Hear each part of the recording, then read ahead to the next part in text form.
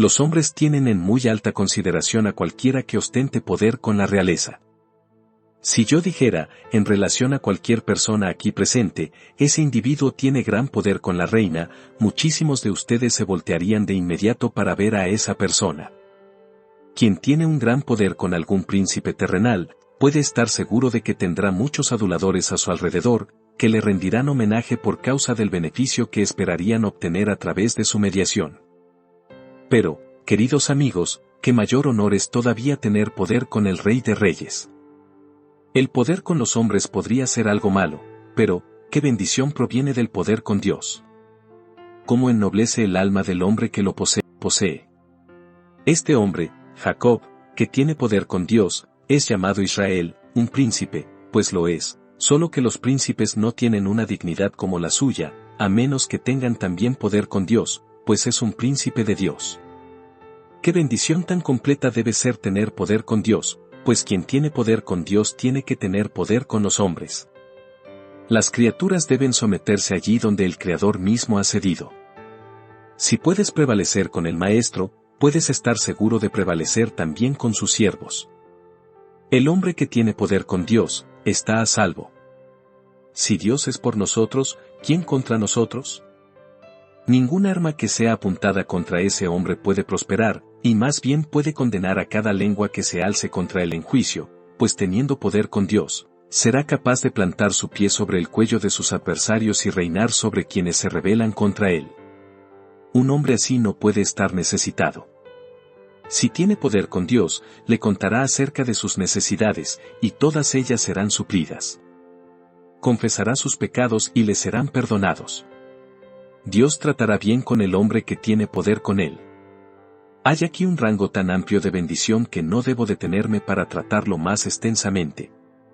Si ustedes tienen poder con Dios, verán que esta es un arma que, como la espada encendida a la puerta de huerto del Edén, se revuelve por todos lados.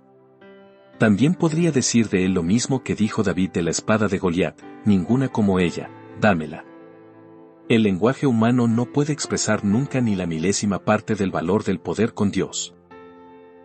Y quiero que noten, primero, lo que este poder no puede ser, poder con Dios. Casi no necesitan que les diga que este poder no tiene nada de parecido a la fuerza física en oposición a Dios. El poder que es mencionado en nuestro texto es poder con Dios, no poder contra Dios. Ninguna criatura, por poderosa que sea, tiene poder alguno para estar en oposición a la omnipotencia. ¿Quiénes somos nosotros para que nos levantemos alguna vez para oponernos al Altísimo? Que la estopa contienda con la fiera llama, o la cera con el calor abrasador, pero nosotros no contendamos con Dios. Si lo hiciéramos así, como la mariposa en la vela, seríamos totalmente consumidos. Los hombres más fuertes y altivos solo habrán de ser como hojarasca en el día de la ira de Dios. De hecho, pensar que el hombre tiene algún poder contra Dios es pura locura, pues no tenemos ningún poder en absoluto aparte de Dios. Existimos únicamente porque Él lo quiere. La respiración de nuestra nariz es un don suyo minuto a minuto. Si Él retirara su mano sustentadora por un solo instante, regresaríamos a la nada de la que provenimos. El hombre no tiene poder contra Dios. Oh, pecadores necios que le resisten, renuncien a esa batalla desigual. Los exhorto, delante de Dios, a que calculen el costo de una contienda con su hacedor antes de comenzarla. Lo mismo da que un tiesto dispute con quien lo moldeó, que ustedes, simples criaturas, contiendan con su Creador. Él los desmenuzará, como vasos de alfarero, en el día de su ira. Por tanto, sean sabios, y pongan fin a la pelea, y estén en paz con Él. Este poder con Dios tampoco quiere decir poder mental. Hay personas que parecieran exaltar su intelecto incluso por encima de Dios mismo. Es algo excelente ser dotado con poderes de argumentación y tener una aguda facultad de razonamiento, pero, al mismo tiempo, para algunas personas, estas son posesiones muy peligrosas. Conozco a ciertos individuos que dicen que nunca creerán aquello que no puedan entender. Si se adhieren a esa determinación, nunca creerán en su propia existencia, pues, en verdad, no pueden entenderla. Buscan demoler la palabra de Dios y las doctrinas del Evangelio con su ingenio sutil y su pensamiento profundo, pero es pura locura que la insensatez humana pretenda contender con la sabiduría divina. Que los hombres consideren que sus intelectos son un digno contrincante de la omnisciencia de Dios, equivale a la demencia llevada al punto culminante, pues lo insensato de Dios es más sabio que los hombres. Tanto la sencillez del Evangelio, que es muy sencillo, como la locura de la predicación, que en la consideración de algunas personas es total necedad, obtendrán la victoria, mientras que quienes se imaginan que son sabios resultarán ser necios. Hermanos y hermanas, no debemos intentar arguir nunca ningún caso en oposición a la voluntad de Dios, pues no podemos tener ningún poder con él de esa manera. Hemos de someter siempre nuestro juicio a la enseñanza de su palabra y conformar nuestra voluntad a su voluntad. Si pensáramos alguna vez que un cierto curso es el mejor, pero que fuera evidente, por la obra de la providencia de Dios, que Él no lo considerara así, no sostengamos ningún debate con Él ni por un instante, sino que debemos decir, como David, enmudecí, no abrí mi boca, porque tú lo hiciste. Si Dios hace algo, eso nos basta. Si Dios dice algo, eso nos basta. En vez de alegar y razonar, escrito está, o dijo Dios, nos deben bastar para dirimir cualquier dilema que concierna al cristiano. Es casi indispensable decir, en estos días de superstición, que nadie puede tener algún poder mágico con Dios, pues, si bien en estos tiempos la gente se sentiría avergonzada de confesar que cree en las artes mágicas, sin embargo, algo muy semejante a eso pareciera subsistir todavía en la humanidad. Las personas suponen que hay alguna eficacia en la mera repetición de ciertas palabras. Estoy seguro de que han de pensar así, pues no ponen su corazón en sus palabras, sino que están contentos y han galopado a través de una breve plegaria, o de alguna forma establecida de oración. Otra suposición es que la oración es mucho mejor cuando es ofrecida por un cierto individuo que es ordenado para esa labor especial, así que quienes están enfermos mandan a llamar a un oficial para que venga y ore por ellos. Yo he escuchado a menudo esa expresión, como si se pensara que dicha persona, cuando lee una oración de un libro, pudiera, por una suerte de magia, hacer bien al enfermo. Oh señores, las meras palabras ensartadas en una ristra, ya sea que estén en hebreo, en griego, en latín o en inglés, no sirven de nada delante de Dios. Es la expresión del corazón lo que él oye, y no deben imaginar nunca que haya alguna excelencia en un cierto arreglo de letras y sonidos, o que ciertos individuos, mediante el uso de estas palabras, pueden atraer de lo alto las bendiciones. Oh, no, Jacob no poseía ninguna abracadabra, ni talismán, ni magia, ni hechizo, ni encanto, y Dios no quiera que ustedes y yo seamos jamás semejantes paganos como para creer que hay poder alguno con Dios en tales cosas. Necedades de este tipo no pueden prevalecer ante Dios para que Él otorgue sus bendiciones. Él las aborrece por completo. Y, además, cuando hablamos de tener poder con Dios, no hemos de suponer que algún hombre pueda tener algún poder meritorio con Dios. Algunas personas han pensado que un hombre puede alcanzar un cierto grado de mérito, y que, entonces, recibirá bendiciones del cielo, si ofrece un cierto número de oraciones, si hace esto o siente aquello o sufre lo otro, entonces gozará de elevado favor con Dios. Muchos están viviendo bajo este engaño, y, a su manera, están tratando de conseguir poder con Dios por lo que son, o por lo que hacen o por lo que sufren. Piensan que alcanzarían poder con Dios si sintieran más el pecado, o si lloraran más, o si se arrepintieran más. Se trata siempre de algo que tienen que hacer, o de algo que han de generar en sí mismos, que deben traer delante de Dios, para que, cuando Él lo vea, diga, ahora voy a tener misericordia para contigo, y voy a concederte la bendición que imploras. Oh, queridos amigos, todo esto es contrario al espíritu del Evangelio de Jesucristo. Hay mucho más poder con Dios en el humilde reconocimiento de la condición pecaminosa, que en un jactancioso reclamo de limpieza, mucho más poder al suplicar que la gracia perdone, que en pedir que la justicia sea recompensada, porque cuando argumentamos nuestro vacío y nuestro pecado, estamos argumentando la verdad. Pero cuando hablamos de nuestra bondad y de nuestros actos meritorios, argumentamos una mentira, y las mentiras no pueden tener nunca algún poder en la presencia del Dios de la verdad. Oh, hermanos y hermanas, sacudamos por siempre de nosotros, como sacudiríamos de nuestra mano una víbora, toda idea de que, por alguna bondad nuestra que incluso el Espíritu de Dios pudiera obrar en nosotros, seamos capaces de merecer algo de las manos de Dios, y reclamar algo de la justicia de nuestro Hacedor como un derecho. 2. Ahora, en segundo lugar, investiguemos de dónde procede este poder. Si alguien preguntara, ¿cómo puede tener un hombre poder con Dios? La respuesta es, no es porque el poder esté en él, sino que puede tener poder con Dios debido a algo que está en Dios. Primero, el pueblo de Dios obtiene poder con él por causa del propio carácter de la naturaleza de Dios. Ustedes verán pronto lo que quiero decir. ¿Has visitado alguna vez a una familia sumida en las profundidades de la pobreza, encontrándola con unos cuantos harapos con los que duermen, sin nada en su alacena, con un niño moribundo por falta de alimento, su madre y su padre con semblantes decaídos, y te dicen que, en las últimas 48 horas no han comido absolutamente nada? ¿Y no sentiste que tuvieron poder sobre ti, de tal forma que no pudiste evitar socorrerles? Estoy seguro de que así ha sido, si tienes un corazón tierno y eres de un espíritu generoso y misericordioso. El poder que tienen sobre ti no se origina en sus riquezas, sino que es totalmente lo contrario, se origina en su pobreza. Su poder sobre ti no radica en que sean respetables y prósperos, sino que es todo lo contrario, ya que el poder sobre ti radica en que se encuentran sumidos en la abyecta miseria. Su miseria tiene poder para excitar tu piedad. Debido a que los ves en un estado tan triste, tú, que eres un hombre de espíritu compasivo, eres movido de inmediato a tratar de socorrerles. Hay muchos espectáculos de sufrimiento y aflicción en este mundo, que incluso un hombre fuerte no puede soportar mirar, especialmente si es incapaz de aliviar a quienes están sumidos en la zozobra. Ahora, si nosotros, siendo malos, reaccionamos ante la contemplación de la miseria humana, cuanto más no es movido a la piedad por la miseria de sus hijos, nuestro Padre Celestial, que es todo bondad y ternura, y delicadeza y amor. Siempre que ustedes y yo vengamos a Él, es sabio que argumentemos delante de Él nuestra debilidad, para que tenga piedad de nosotros, y nos haga fuertes, que argumentemos nuestra pobreza, para que tenga piedad de nosotros, y nos enriquezca, que argumentemos nuestra terrible necesidad, para que tenga piedad de nosotros y supla toda nuestra necesidad, nuestro abatimiento, nuestro corazón desfallecido, nuestro espíritu trémulo, nuestra completa nada. De esta manera tendremos poder con Él. Si han acostumbrado visitar al pobre, ustedes saben cómo aquellos que han llegado a ser veteranos en recibir caridades, nunca exponen primero su mejor pierna cuando quieren impresionarte con un debido sentido de su necesidad. Si tuvieran algo en la casa, se cuidarían de que no lo vieras. Si hubiera habido cualquier mejora en sus circunstancias desde que los visitaste la última vez, tendrías que pescar un buen rato antes de descubrirlo.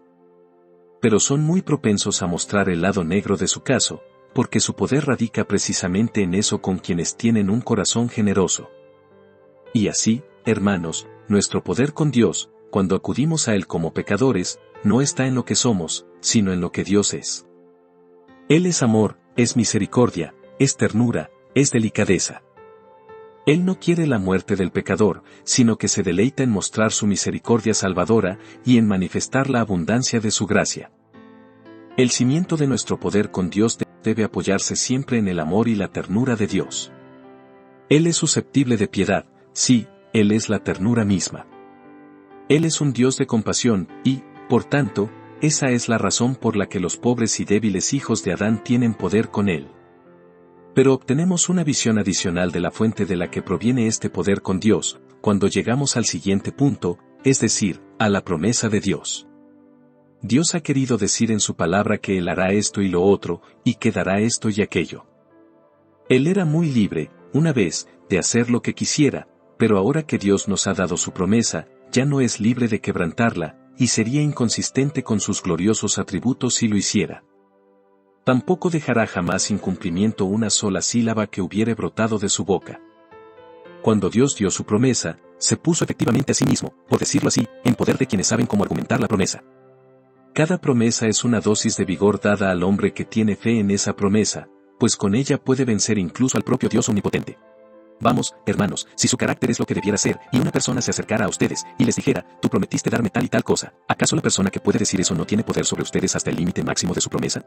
Si tú eres un hombre veraz, te logra vencer de inmediato. Si tú le dijeras, ¿pero cuándo te di yo esa promesa? Podrías haber malinterpretado lo que te dije, entonces él metería su mano en el bolsillo y sacaría tu promesa en blanco y negro, con tu nombre firmado allí y ya no habría forma de escaparse de eso, ¿no es cierto? Ahora, esa es precisamente la manera en la que Dios nos da poder con Él, pues nos ha dado su promesa en blanco y negro, y se encuentra aquí, en el libro que conocemos como su libro, su propia palabra infalible. Es una bendición poder llegar delante de Dios de rodillas, y poner tu dedo en una promesa que está en la Biblia, y decir, Señor, esto es lo que has prometido que harás, yo te suplico que lo hagas, porque tú eres el Dios de la verdad. Yo sé que tú no puedes mentir, así que te recuerdo tu promesa, y te suplico que hagas como has dicho. ¿No ven qué poder tienen con Dios cuando Él les ha otorgado fe para que se aferren a Él de esta manera, trayendo su propia promesa graciosa en la mano? Hay un poder conquistador en la fe, porque la fe argumenta la promesa de Dios. De esa manera ustedes ven que hay dos fuentes de poder, la naturaleza de Dios y la promesa de Dios. Pero el verdadero Hijo de Dios conoce otras fuentes de poder con Dios, así, a continuación, Él argumenta las relaciones de gracia. Dios, en su infinita misericordia, se ha agradado en elegir a un cierto grupo de elegidos para que sean sus hijos. Vosotros me seréis hijos e hijas, dice el Señor Todopoderoso. No había en ellos mismos ninguna razón para que fueran sus hijos e hijas, pero su gracia soberana los adoptó, y su espíritu los regeneró. Pero en el momento en que Dios hizo a cualquiera de nosotros su hijo, le otorgó otra vez poder con él, y habló con toda reverencia, y se puso en sus manos. ¿Quién de nosotros no conoce el poder de un hijo con su padre? Hay algunos hijos que tienen demasiado poder. Hay una historia griega acerca de un pequeño niño que gobernaba Atenas entera, porque gobernaba a su madre, y su madre gobernaba a su padre, y su padre gobernaba el Senado, y el Senado gobernaba a Atenas, y así, de esa manera, el muchachito prácticamente gobernaba toda la ciudad, y me temo que hay algunos hijos que tienen en gran medida demasiado poder en ese sentido. Pero nuestro Padre Celestial, aunque es demasiado sabio para no consentirnos de esa manera, es tan bueno que no nos negará ningún privilegio que, por derecho, pertenece a la posición de un hijo. Cuando el hijo suyo apela a ustedes porque hay algo que realmente necesita, pero que no le han otorgado, y les dice, por fin, pero, Padre querido, ¿no me concederás esto? O si le han castigado, y les dice, Padre, detén tu mano, ¿no soy acaso tu hijo? No pueden resistir su petición. Él tiene poder con ustedes saben que lo tiene. ¿Y qué poder tan maravilloso tenemos cuando podemos decir, en verdad, Abba, Padre? Tendremos poder con Dios en nuestros tiempos de mayor debilidad si podemos clamar, Abba, Padre. No puedo olvidar nunca una cierta enfermedad que tuve, cuando fui atormentado con dolor, y fui muy abatido con angustia de espíritu por causa de la naturaleza del mal que me aquejaba, y me sentía impelido casi a desesperar una noche, hasta que me aferré a Dios, en una agonía de oración, y argumenté con él algo parecido a esto: si mi hijo estuviera sumido en una angustia como yo lo estoy, yo le escucharía, y le aliviaría si pudiera.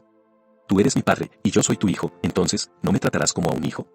Casi al instante que presenté ese argumento delante de Dios, mi dolor cesó, y caí en un dulce sueño del que desperté con un Abba, Padre, en mis labios y en mi corazón.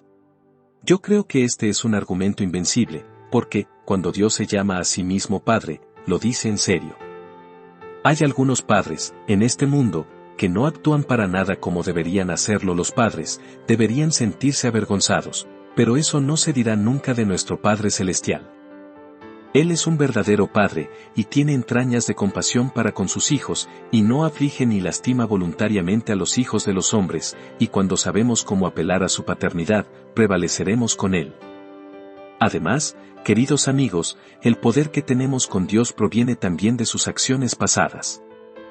Miren lo que ha hecho por su propio pueblo. Primero, Él lo escogió.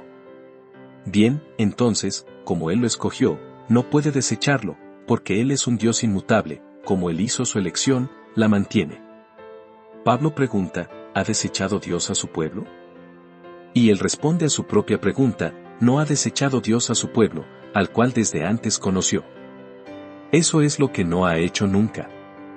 Luego, además de elegirnos, Él también nos ha redimido, y después de que nos redimió de la destrucción por la sangre de su Hijo, ¿puede permitir que nos perdamos? Podría pagar por nosotros tal precio, y, sin embargo, desentenderse de guardarnos hasta el fin? Eso no puede ser.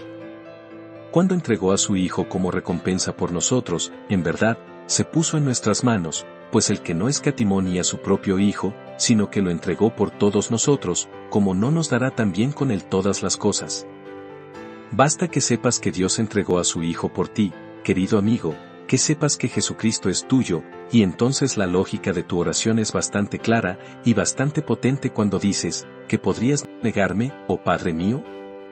Tú me has dado a tu Hijo, entonces, por su sangre y heridas, por su vida y muerte, y por la gloria de la resurrección, concede a mi espíritu la gracia que necesita, puesto que tú me has dado a Jesucristo. ¿No ven, queridos hermanos y hermanas en Cristo, que cada misericordia que Dios les ha otorgado les da poder sobre Él? Por eso, ustedes cantan con John Newton. Su amor en tiempos pasados me prohíbe pensar que me abandonará al final para que me hunda en la tribulación. Cada dulce Ebenezer al que paso revista confirma su disposición de ayudarme por completo. Si ha hecho tanto por nosotros, ¿acaso no hará más todavía?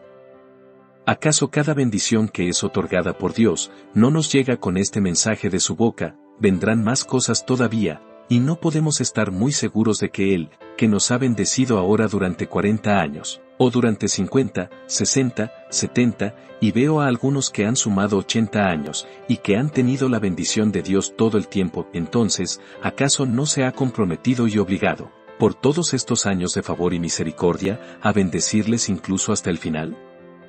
Ciertamente así es. 3. Ahora noten, en tercer lugar, cómo puede ser ejercido este poder con Dios por los cristianos. ¿Qué forma toma el poder con Dios? Por supuesto que toma la forma de la oración. Oración. Los cristianos ejercen el poder que tienen con Dios cuando se acercan a Él para pedir bendiciones para ellos y para otros, pero no todo el que ora tiene poder con Dios, o sabe cómo usar el poder que realmente existe.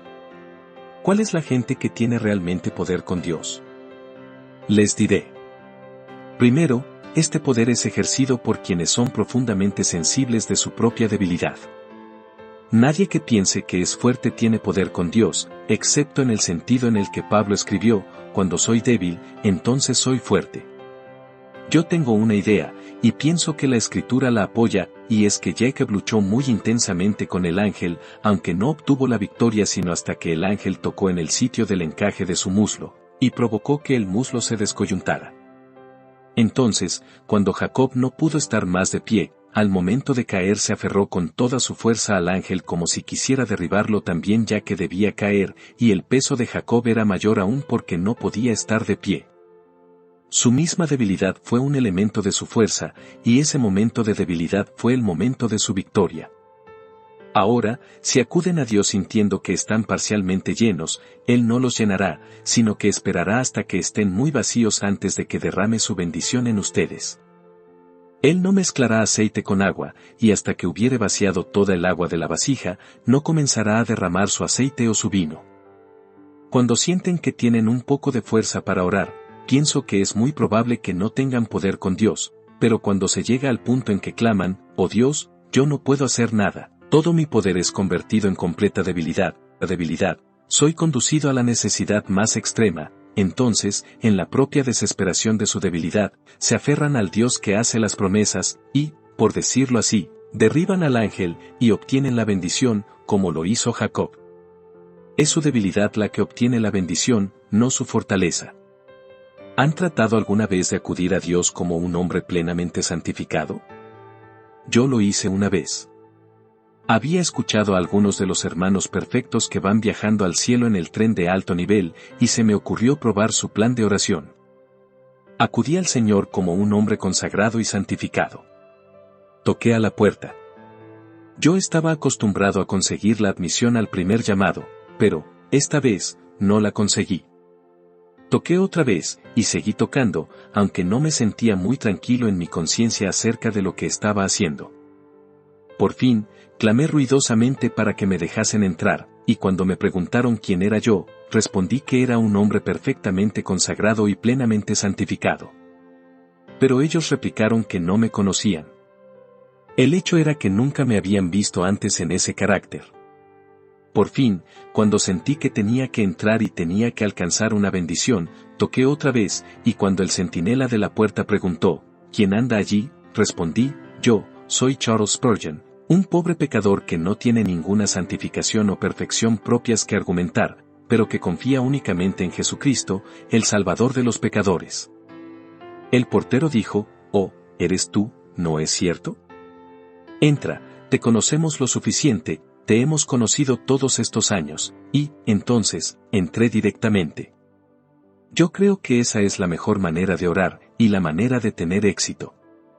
Cuando vistes tus mejores galas y llevas tus altos moños es cuando el Señor no te conoce, cuando te hayas quitado todo eso, y acudas a Él tal como acudiste al principio, entonces puedes decirle.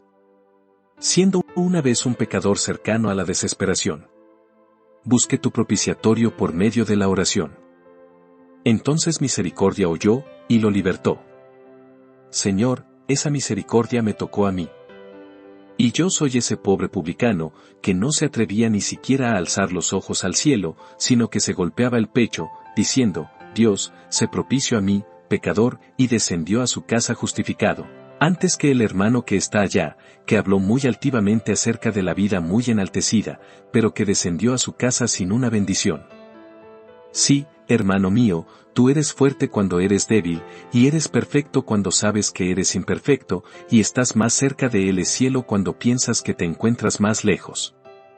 Entre menos te estimes a ti mismo, más alta es la estima de Dios hacia ti. Además, para tener poder con Dios, debemos tener una fe simple. Nadie que dude puede prevalecer con Dios. La promesa no es para quien es irresoluto, pues Santiago dice, no piense, pues, quien tal haga, que recibirá cosa alguna del Señor. El hombre que obtiene la bendición es el que cree plenamente en la promesa de Dios, y que cree en ella de tal manera que actúa de acuerdo a esa fe. Nunca olvidaré la fe de un cierto miembro de esta iglesia, que todavía vive. Hace como 18 o 19 años, yo estaba, en verdad, gravemente enfermo. La mayoría de la gente pensaba que me iba a morir, pero, una mañana, muy temprano, este buen hermano vino a mi casa y solicitó ver a mi esposa. Era justo al amanecer, y cuando ella lo recibió, él le dijo: he pasado toda esta noche luchando con Dios por la vida de su esposo.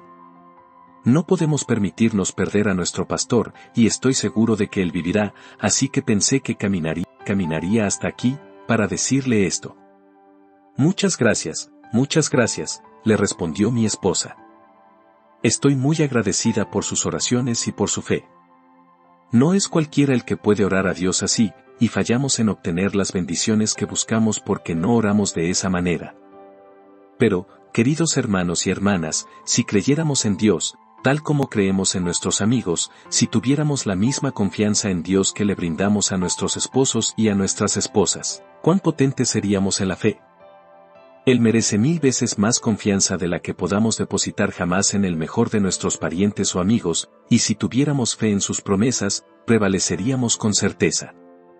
Si confían en Él, no les fallará. Es posible que incluso un buen hombre le falle al que confía en Él, pero es completamente imposible que Dios le falle al alma que ha confiado en Él. Estoy seguro de que si nosotros, los ministros, simplemente creyéramos más en Dios, y predicáramos con más fe, Él nos honraría más. Me imagino que si Dios nos diera bendiciones de Pentecostés, se vería que muchos de nosotros no estamos listos de ninguna manera para recibirlas. Supongan que hubiera 5000 personas convertidas en un día aquí. Entonces la mayoría de las iglesias a nuestro alrededor dirían: hay un chocante estado de excitación en el tabernáculo, es verdaderamente terrible. Los hermanos muy centrados sentirían que nos habríamos unido al arminianismo, o a algún otro error, y yo pienso que algunos de ustedes dirían, muy tristemente: oh Dios mío. Dios mío. Dios mío. Nosotros en verdad esperamos que perseveren. El primer pensamiento que sería provocado en muchas mentes cristianas sería el de sospecha. Estoy seguro de que si reportáramos que, en cualquier lugar de Inglaterra, 3000 personas fueron conducidas a conocer al Señor en un día, no habría un cristiano en un grupo de 10 que creyera que tal cosa fuera posible, y no habría uno entre 100 que pensara que fuera verdad, y, nosotros, los ministros, pensaríamos de manera bastante parecida. Yo me encontraba predicando en Bedford, y oraba para que Dios bendijera el sermón y me diera por lo menos algunas cuantas almas esa tarde. Cuando hube terminado, estaba allí un viejo hermano wesleyano que me propinó una buena reprimenda, más que merecida. Él me dijo: yo no dije amén cuando tú pedías por la conversión de unas cuantas almas, pues pensé que estabas limitando al Santo de Israel. ¿Por qué no oraste con todo tu corazón para que fueran salvos todos ellos? Yo sí lo hice, agregó, y esa es la razón por la que no dije amén a tu mezquina oración. Con frecuencia se da el caso que nosotros, los predicadores, no honramos a Dios pues no creemos que Él dará grandes bendiciones, y, por tanto, Él no nos honra dándonos esas grandes bendiciones. Pero si nos mantuviéramos adheridos a la verdad, y tuviéramos una confianza más firme en que la palabra de Dios no regresará vacía a Él jamás, Él haría cosas muchísimo mayores por nosotros de las que hubiere hecho hasta ahora.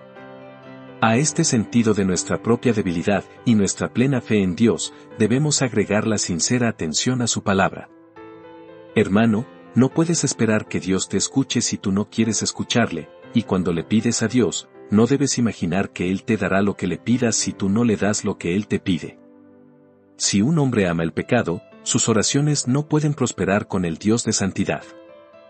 Cuando Dios le dice a un hombre, debes hacer tal y tal cosa, y el hombre responde, yo no voy a hacerlo, la siguiente vez que acuda a Dios en oración, es muy probable que el Señor le diga, como tú no hiciste como yo deseaba, yo no haré como tú deseas.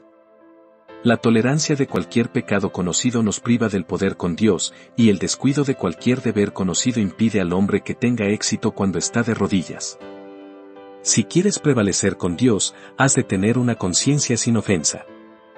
Deben acudir delante del Señor confesando su pecado, y diciendo, oh Señor, ayúdame a hacer tu voluntad en todas las cosas.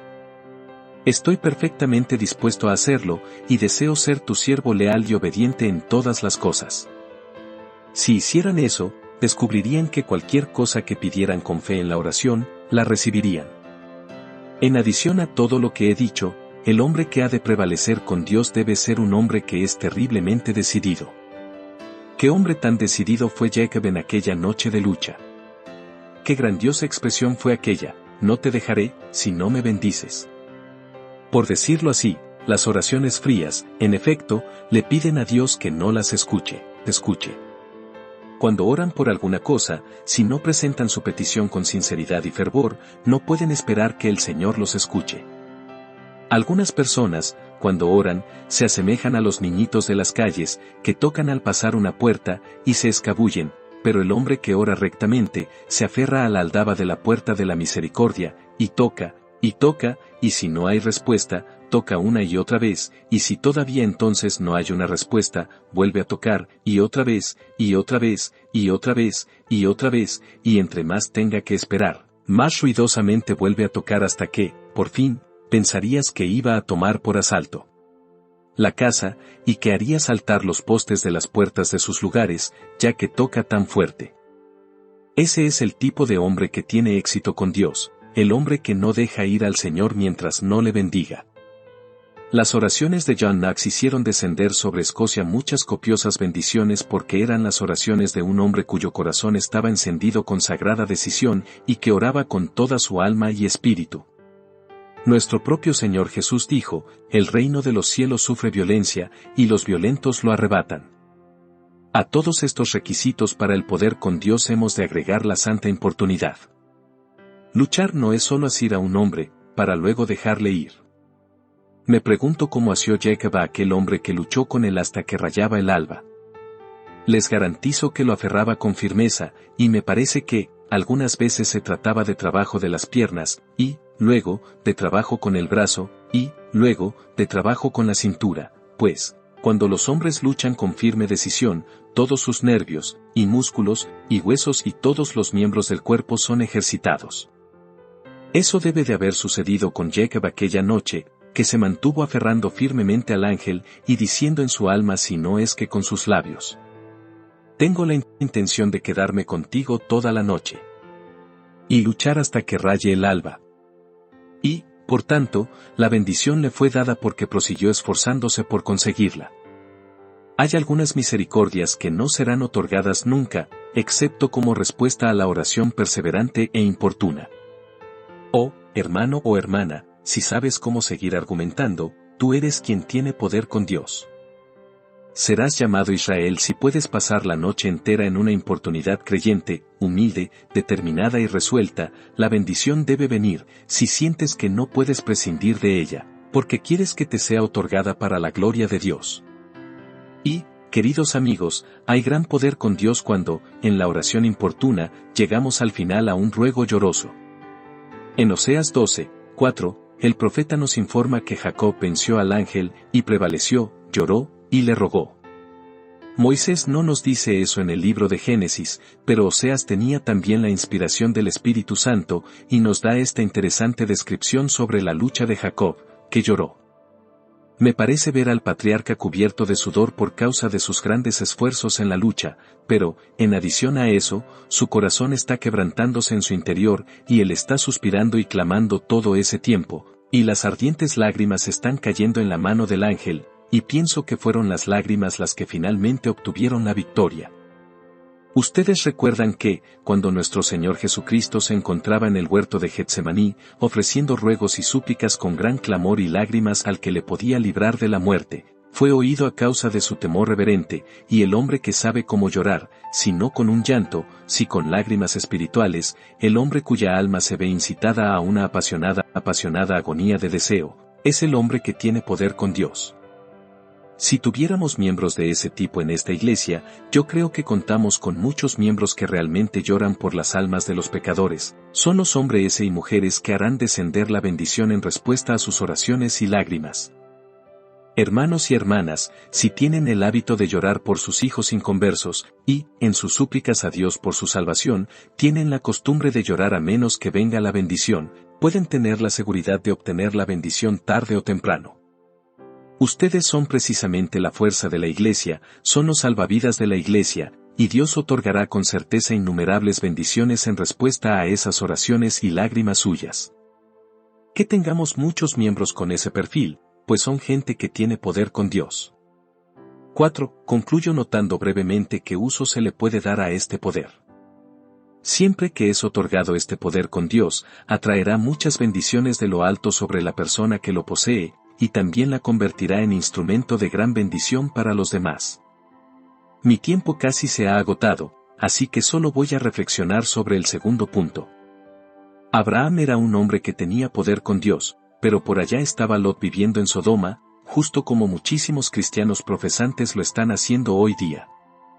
Espero que sean pueblo de Dios, pero no puedo entenderlos. Les gustan las diversiones mundanas, y gozan con la conversación mundana, son como Lot en Sodoma. Me pregunto cómo pueden soportar esa atmósfera asquerosa en la que viven. A menudo he repetido que la gracia de Dios puede vivir donde yo no puedo vivir. Hay algunas personas con las que no me gustaría convivir, y, sin embargo, confío que la gracia de Dios está en ellas, al menos, así lo espero, y no debo juzgarlas. Pero, queridos hermanos, si alguna vez esa parte de la iglesia que es como Lot en Sodoma obtiene una bendición, tiene que ser por medio de ustedes, que son como Abraham, y tienen poder con Dios. Oren por sus pobres hermanos inconsistentes, supliquen al Señor que les impida adentrarse más en el camino del pecado. Pídanle al Señor que no sean destruidos con Sodoma en el día de su venganza, y el Señor los escuchará, y sacará a Lot de Sodoma a salvo, aunque pudiera ser que Lot tenga que perder todo lo que posee, y perder a su esposa, también, antes de que salga. Ustedes lo sacarán si saben cómo orar por él. Moisés era otro hombre que tenía poder con Dios. Ustedes recuerdan que, cuando los israelitas hicieron un becerro de oro, el Señor le dijo a Moisés, ahora, pues, déjame que se encienda mi ira en ellos, y los consuma, y de ti yo haré una nación grande. ¿Acaso no fue esa una maravillosa oportunidad para Moisés? Él habría de ser constituido en una gran nación, y todo el resto de la gente debía ser destruida. Pero ustedes recuerdan cómo argumentó Moisés con el Señor, y no argumentó en vano. El Señor le dijo, ahora, pues, déjame que se encienda mi ira en ellos, y los consuma. Pero pareciera que Moisés se levantó y asió la mano de Dios, en la que sostenía su vara de venganza, y, por fin, el Señor le dijo que perdonaría a la nación, y la guardaría en respuesta a la súplica de Moisés, el hombre que tenía poder con Dios. Y estaba también Aarón, cuando la plaga estalló entre el pueblo que había murmurado contra él y contra Moisés, y miles de personas estaban siendo eliminadas.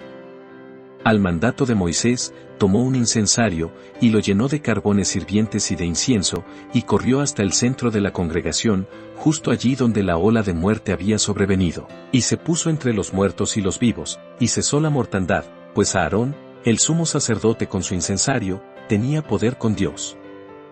El Señor Jesucristo, el grandioso antitipo de Aarón, está ejerciendo continuamente este poder en favor de su pueblo, y también ayuda a algunos de sus siervos a hacer la misma obra, por ejemplo, a Martín Lutero.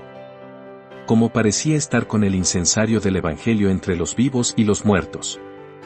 Y en otros tiempos tenebrosos y otras edades peligrosas, Dios ha levantado a muchos siervos eminentes a quienes les ha dado el mismo incensario del Evangelio, que exhala un dulce olor de Cristo conforme lo mecen también de un lado al otro, colocados entre los vivos y los muertos. Oh, que Dios concediera poder a muchos de ustedes, queridos hermanos y hermanas en Cristo, en formas parecidas a estas. Recuerden el poder que tuvieron los primeros cristianos con Dios para sacar de la prisión a Pedro. Si ustedes tienen poder con Dios, es un motor que pueden encender de todo tipo de maneras para bendición de sus compañeros cristianos y de los pobres pecadores perdidos. Por tanto, los exhorto a que lo busquen, y cuando lo obtengan, sosténganlo firmemente, y caminen humildemente delante de Dios para que no les quite este poder, y para que sean fuertes en el Señor, y en el poder de su autoridad, por Jesucristo nuestro Señor. Amén.